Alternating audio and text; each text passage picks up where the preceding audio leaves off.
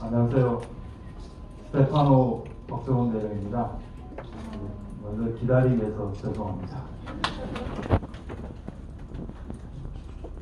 오늘 이 계획을 보고 여러 가지 생각이 있었는데 결국은 한번 가보자 이렇게 결심을 하고 왔습니다.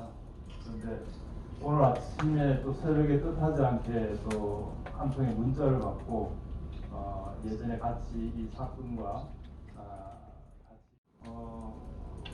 앞에서 우리 김대승 동기가 잠시 얘기했지만 저는 이제 시간을 거꾸로 돌려보면 작년 오늘 제가 이 시간에 이제 국방부 검찰단으로부터 휴대폰이 압수당하고 제 사무실이 수색당하고 바로 이어서 이제 또 그대로 밖에 있을 수가 없어서 이제 물에 들어가서 그런 참사를 당하게 됐는데, 그래서 저는 뭐 언론에도 많이 나와 있었지만 작년 7월 31일 날 해병대 사령관으로부터 이 사건에 이제 대통령이 경로하고 개입돼 있다는 것을 저는 그 당시에 알았고, 그럼에도 불구하고 이거는 절차대로 진행이 돼야 된다라고 해병대 사령관님한테 2박 3일 동안 수차례 건의드리고 했던 그 저변의 마음은 비록 한 병사의 죽음이지만 우리가 결코 가볍게 넘겨서는 안 된다.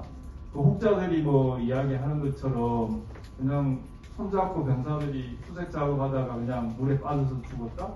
정말 남 이야기 하듯이 그분도 이 국방의 책임자로 계시는 분인데, 그리고 또 뭐 최근 언론 보도에서 보신 것처럼 군인은 언제든지 뭐 군말 없이 죽도록 훈련되는 존재다.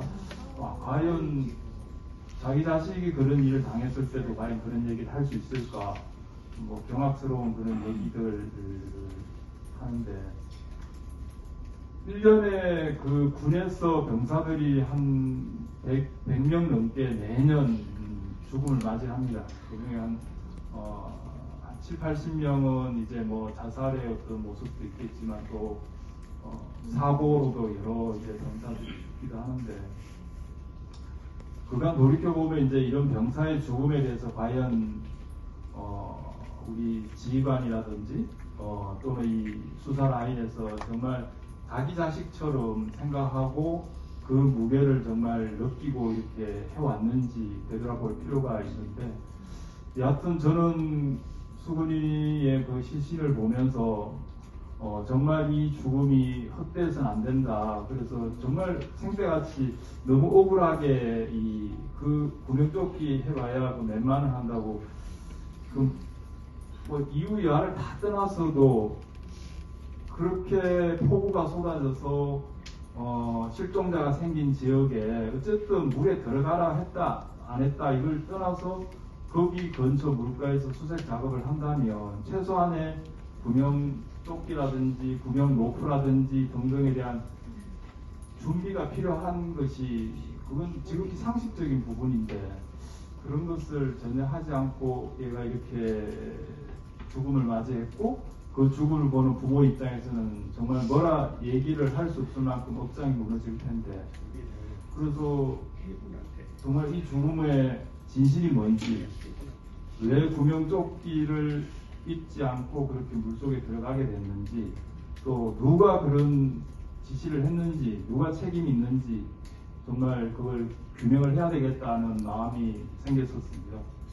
그래서 저희 부하들하고 한 열흘 가까이 정말 밤낮 없이 열심히 수사를 했고, 저희가 수사 종결권이 있는 것은 아니기 때문에 강제 수사는 할 수가 없었습니다. 그래서 최대한 해서 이 정도 과실치사에 혐의가 있다라고 해서 언론에 나온 것처럼 사단장 등 8명을 이제 그런 혐의가 있으니까 경찰에 넘겨서 정식으로 이제 제대로 수사를 하는 것이 좋겠다라고 결론을 냈고, 그 결과는 이제 뭐 해병대 사령관을 통해서 국방부 장관까지 다 보고가 이제 끝난 그런 내용이었습니다. 이제 법대로 절차대로 이제 경찰에 넘겨서 처리하면 될 일이었습니다. 그런데 뭐 제가 국회에서도 그런 말씀드렸지만 한 사람의 경로로 그 뒤로 이제 모든 것이 엉망이 되어버렸는데, 그래서 저는 그 과정에서도 대통령의 어떤 경로가 있었다라는 것을 알았지만 흔들림 없었던 것은 항상 수건이를 떠올렸습니다. 수건이 입장에서. 그래서 내가 나중에 정말 하늘나라에서 수건이를 만나게 됐을 때 과연 담당할 수 있는가, 그것을 양심에 반해서 내 부하들한테 또 그 수사 서류를 축소하고 조작하고 이런 걸 내가 지시를 한다면 그것은 맞지 않다, 그 생각이 이제 강하게 자리 잡았고, 그래서 해병대 사령관한테 충분히 이제 이런 것이 문제점이 있으니까 그렇게 하면 안 됩니다라고 건의했고, 그 과정들이 2박 3일 동안 있었습니다. 그래서 저의 이제 첫 번째 이제 고민하는 이 고뇌의 지점이 이제 우리 병사에 대한, 그러니까 그거는 비단 병사를 떠나서 우리 사회에 정말 힘이 없고 약하고 한 사람들의 생명의 그 값어치나 부유하고 권력 있고 한 사람들의 생명의 값어치는 다 똑같다. 그렇게 대해야만이 정말 그 생명에 대한 존귀함을 대해야만이 우리 사회에 정말 인간다움의 어떤 사람 살아가는 그런 세상이 되지 않을까. 이런 뭐 이태원 참사라든지 오송 지하 참사 등등을 떠오르지 않더라도 그 생명의 죽음에 대한 태도에 대해서는 우리가 다시 한번 돌이켜봐야 되지 않느냐. 왜냐하면 그렇게 해야만이 제대로 된 진상을 밝히고 책임자를 엄벌해야만이 제2의 그런 사고를 예방할 수 있기 때문입니다. 그래서 그 지점이 이제 제가 고민하는 첫 번째 고뇌의 지점입니다. 두 번째는 이제 뭐 최근까지도 고민했던 부분은, 작년 이맘때는 정말 제 느낌이 어떤 느낌이었냐면 백척간도 절벽에 저 혼자 서 있는데 거대한 권력이 저를 이제 밀어 떨어서 이제 그 절벽 밑으로 떨어뜨리는데, 저는 일개인이고 그 절대 권력을 상대로 해서 그걸 버틴다는 것은 거의 불가능에 가깝다. 그리고 수많은 사람들이 뭐 저를 망상이라고, 그 정신병자라고 뭐 이렇게 또 많이 이제 저를 비난하고 하긴 했는데, 그들은 이제 똘똘 뭉쳐서 입을 맞추고 정보를 이제 조작하고 하는데, 나 혼자서 이 사실들을 어떻게 헤쳐나갈 수 있을까, 어떻게 알릴 수 있을까, 참 고민스러웠던 부분의 시간을 작년 이맘때 보냈었습니다. 그래서 태어나서 처음으로 전혀 계획 없이 그 8월 11일 날에 이제 그 KBS 지금도 영상이 있던데 사사건건에 전혀 준비 없이 나가서 진솔하게 이제 있는 사실 그대로 국민들한테 알렸고, 그 길만이 국민들의 이 사실을 알고 지지와 응원이 있어야만이 나를 절벽에서 떨어지지 않도록 뒷받침해 줄 것이다. 그리고 진실을 밝힐 수 있을 것이다 라고 믿었기 때문에 제가 방송에 나가서도 그 사실에 대해서 얘기를 하고 그렇게 했었습니다. 그리고 지금 1년이 지난 지금쯤에 돌이켜보면 제가 알고 있는 모든 내용들은 이미 국민들한테 다 말씀을 드렸고, 그 다음에 많은 부분들이 제가 또 몰랐던 그 수많은 뭐 통화 기록 내용 등등, 뭐 국방부, 그 다음에 대통령실의 그 7월 31일 작년 지금까지 해서 움직임 등등에 대해서 많은 것들을 이제 저도 이제 새로 알게 됐는데,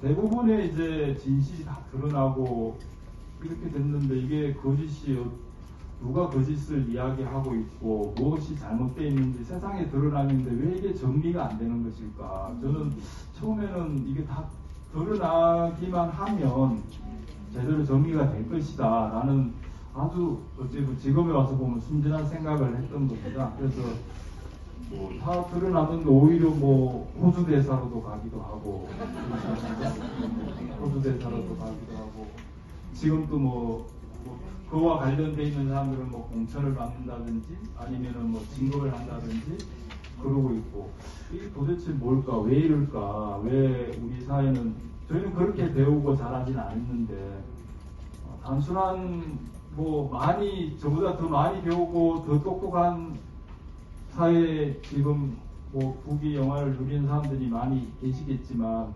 거짓말하면 안 되고 바르게 살고 아주 기본적인 부분에서 잘못된 부분이 드러났으면 왜 수사기관은 제대로 압수수색하거나 제대로 조사를 하거나 진실을 법적으로 처리하지 않는가 그 부분에 대한 굉장히 개인적인 또 고뇌가 최근까지 있었습니다. 있었고 그래서 그런 부분에 대해서 많이 이제 지금 제가 사령부에서 한 4km 떨어진 독립수경지에 이제 거의 유래 생활을 하고 있는데 주로 뭐 제가 어떤 임무를 받고 하는 게 없습니다. 그냥 정시에 출근해서 정시에 퇴근할 때까지 이제 아무도 뭐 저를 이렇게 타치해주는 사람도 없고 뭐 피해주는 사람도 없고 이제 그 생활을 1년을 보냈는데 그래서 그 시간 동안 이제 명상을 하기도 하고 기도를 하기도 하고 그래서 성경책도 계속 보고 있습니다. 최근에 이제 그 하박국의 2장에 보면 그런 글귀가 있는데 의인은 믿음으로 말미암아 살리라라는 그런 구절이 있습니다. 그래서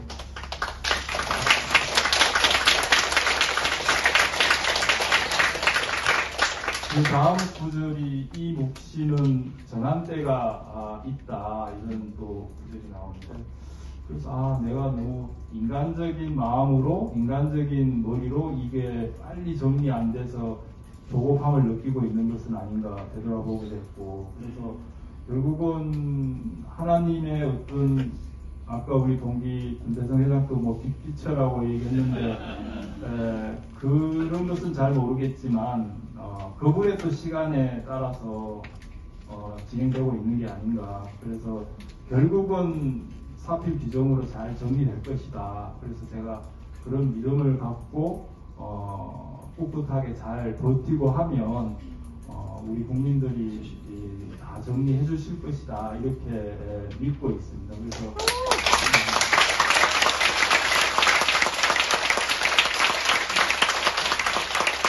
이제 마지막으로 한 가지 드리고 싶은 말씀은 앞에 두 가지 박정훈 대령, 스테파노 박정훈 대령의 고뇌가 이제 우리 사회에 정말 그 생명에 대한 존귀에 대한 부분 그리고 또 이 사건이 제대로 잘 진상이 규명돼서 모든 게 사필 규정으로 가야 되는 어떤 저한테는 사명감이고 우리 국민들한테는 강의성의 문제이긴 한데 그렇게 다 잘 정리되려면 여기 계시는 분들이 좀 더 관심을 이 사건에 대해서 관심을 갖고 지지하고 응원해 주셔야 많이 제가 잘 버틸 수 있는 힘이 되고 또 이 문제가 잘 정리될 수 있는 가장 큰 원동력이 아닌가 싶습니다. 그래서 감히 부탁드리면 좀 더 많은 지지와 응원과 관심을 부탁드립니다. 이상입니다.